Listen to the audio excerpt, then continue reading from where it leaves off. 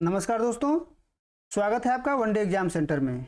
दोस्तों, आज हम बीए सेकंड सेमेस्टर के हिंदी विषय के लिए विज्ञापन का अध्ययन करेंगे। इस वीडियो के माध्यम से हम यह जानने का प्रयास करेंगे कि विज्ञापन किसे कहते हैं, उसकी विशेषताएं कौन कौन सी हैं और विज्ञापन के लिए किन किन साधनों का प्रयोग किया जाता है। और अंत में हम विज्ञापन को एक उदाहरण के माध्यम से समझने का प्रयास करेंगे। आइए सबसे पहले जानते हैं कि विज्ञापन क्या होता है, यानी विज्ञापन किसे कहते हैं। दोस्तों, विज्ञापन शब्द अंग्रेजी भाषा के एडवर्टाइजमेंट का हिंदी अनुवाद है, यानी विज्ञापन को अंग्रेजी में एडवर्टाइजमेंट कहते हैं और एडवर्टाइजमेंट का ही हिंदी अनुवाद है विज्ञापन। अंग्रेजी शब्द एडवर्टाइजिंग की उत्पत्ति लैटिन भाषा के एडवर्टेयर से हुई है, जिसका शाब्दिक अर्थ होता है मोड़ना। यानी एडवर्टेयर का शाब्दिक अर्थ होता है मोड़ना, अर्थात ग्राहकों को वस्तुओं और सेवाओं के बारे में जानकारी देकर उन वस्तुओं एवं सेवाओं की ओर मोड़ना ही विज्ञापन कहलाता है। यानी अगर किसी ग्राहक को हम किसी वस्तु और सेवा के बारे में जानकारी दे रहे हैं और जानकारी दे करके उस वस्तु और सेवा की ओर उसे आकर्षित कर रहे हैं, तो इसे हम विज्ञापन कहते हैं। इसके माध्यम से नए नए ग्राहकों को जोड़ा जाता है तथा पुराने ग्राहकों को स्थायी बनाया जाता है। यानी विज्ञापन के माध्यम से नए ग्राहक जोड़े जाते हैं और पुराने ग्राहकों को स्थायी बना दिया जाता है।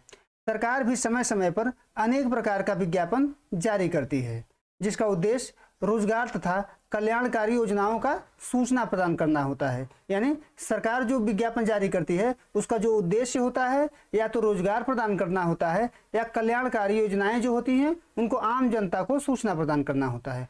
आगे बढ़ते हैं दोस्तों और देखते हैं कि विज्ञापन की विशेषताएं कौन कौन सी हैं।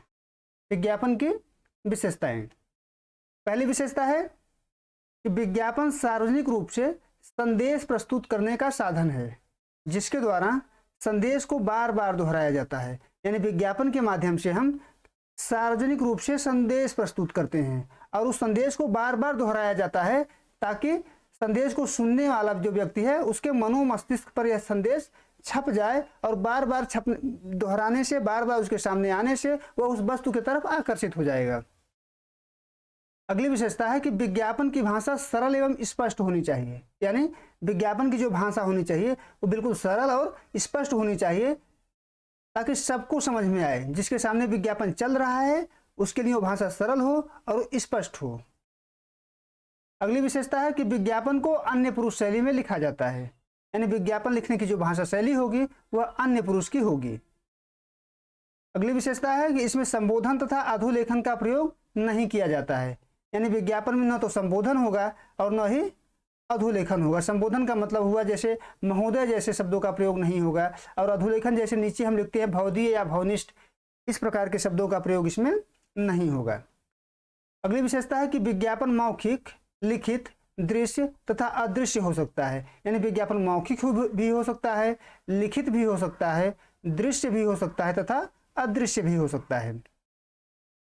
अगला विशेषता है कि विज्ञापन में सबसे नीचे सक्षम अधिकारी का हस्ताक्षर, नाम और पद नाम होना चाहिए। यानी विज्ञापन जब हम लिखते हैं और विज्ञापन पूरा हो जाता है तो उसके बाद हम दाहिने तरफ उस सक्षम अधिकारी का नाम लिखते हैं, हस्ताक्षर करवाते हैं और उसका पद नाम लिखते हैं। अगली विशेषता है कि विज्ञापन का उद्देश्य नए ग्राहकों को जोड़ना तथा पुराने ग्राहकों को स्थायी बनाना है। यानी विज्ञापन का जो उद्देश्य है वो नए नए ग्राहकों को वस्तु से जोड़ना है और पुराने ग्राहक जो इसके पहले ग्राहक बन चुके हैं उनको जो है स्थायी बनाना है।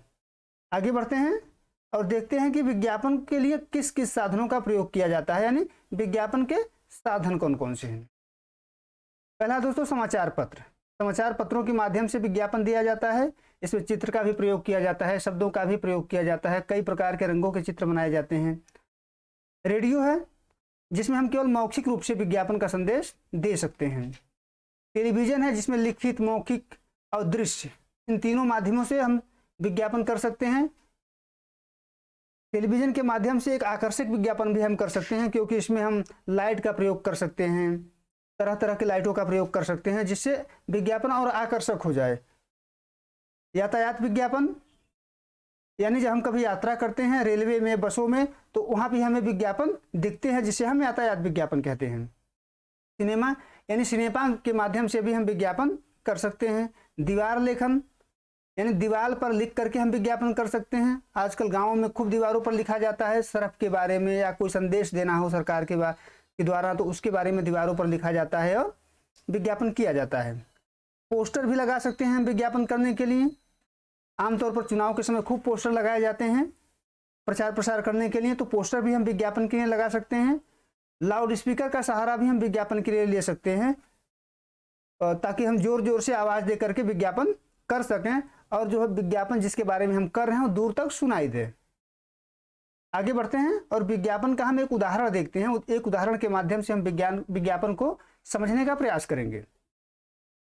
आप यहाँ देख सकते हैं विज्ञापन लिखा हुआ है, उसके नीचे उस बोर्ड का नाम है जिस बोर्ड के द्वारा विज्ञापन जारी किया जा रहा है, शिक्षुता प्रशिक्षण बोर्ड दक्षिणी क्षेत्र। उसके बाद विभाग का नाम है और विभाग का पता है।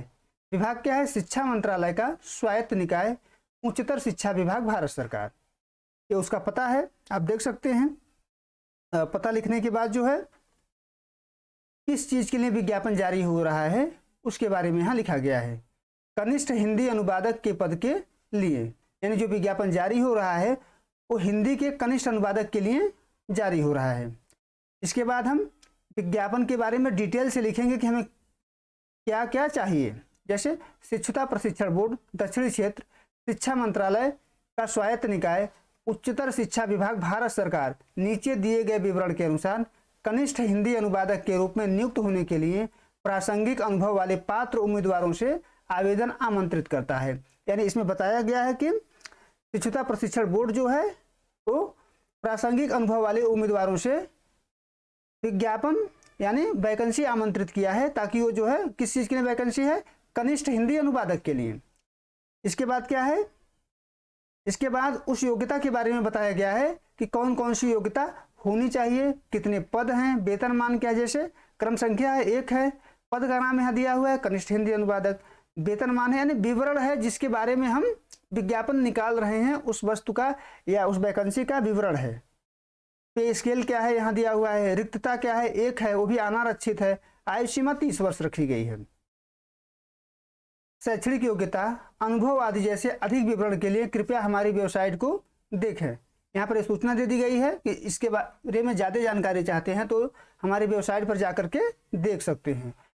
आवेदन उपयुक्त वेबसाइट से डाउनलोड किया जा सकता है। सभी नियमों और शर्तों को पूरा करने वाला विधिवत भरा हुआ आवेदन उसमें उल्लिखित पते पर भेजा जाए, यानी हार्ड कॉपी भी भेजनी है, इसका भी निर्देश इसमें दे दिया गया है। उसके बाद मैंने विशेषता बताते समय कहा था कि लास्ट में दाहिने तरफ हम क्या करते हैं, नाम, पदनाम और हस्ताक्षर करवा लेते हैं। तो यहाँ प्रशिक्षक निदेशक है शिक्षुता प्रशिक्षण बोर्ड चेन्नई, यानी यहाँ पद नाम है और पता दिया गया है। आप इसके अलावा हस्ताक्षर भी पहले करवा सकते हैं और नाम भी लिख सकते हैं।